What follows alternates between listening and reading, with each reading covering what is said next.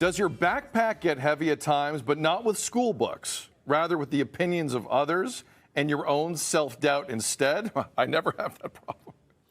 To help explain what I mean with tips on how you can empty your backpack is TEDx and youth speaker and author Sam Demma back in studio. Sam, welcome to the show, man. Sid, thanks for having me. You good? Doing great, man, doing great. You're still out there on tour talking. How was the spring tour? It went really well. We did 87 events starting in Toronto. Only 87 events. I almost got 10 new gray hairs on the side of my head. But it was a big success. We had a team of 4 people, went to Vancouver and back, raised some funds for jack.org, which is a Canadian mental health charity, and we've been supporting them a lot throughout the journey.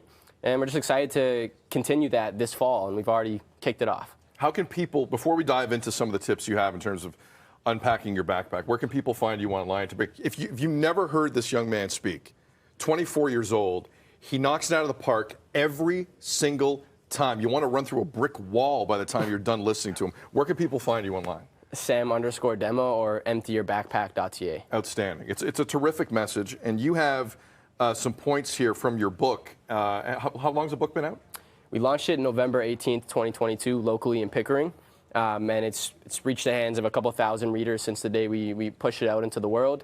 People can find it everywhere. But yeah, it's been out for just over a year now. You're doing amazing work out there, Sam, honestly.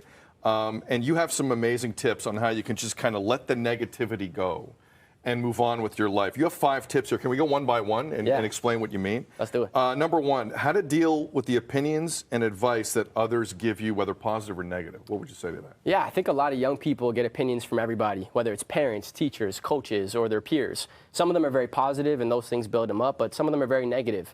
And so I urge students to ask themselves 2 questions before choosing to carry someone else's opinions in their backpack. 1, does that person offering me advice or an opinion have your best interest in their hearts? And 2, is this person someone you respect and in a position that one day you want to be in? And I tell students, if you can't positively answer yes to both of those questions, be a little more careful about carrying those opinions in your backpack. Well said. Time not our friend, but I want to get through all of these. Goal setting. Yep. I think it's so important we set goals. Goal setting changed my life. 4 quick guidelines to make your goals more effective and actionable. 1, make them specific. 2, make sure they have a lifeline, a deadline that you want to bring them to life by. 3, tell some other people in your life so they can hold you accountable. And 4, read and repeat them daily. I like doing it when I brush my teeth. My mind goes blank when I brush my teeth. Yeah. I don't think much, but I'm glad you do. How do you discover your passion if you don't have one? Go to a buffet. Sounds silly, and it's not. You mean like an eating buffet? So when you go to a buffet, you figure out what you like eating by trying as many foods as possible. And if I go with my nonna, she makes me eat everything, including her own homemade pizza.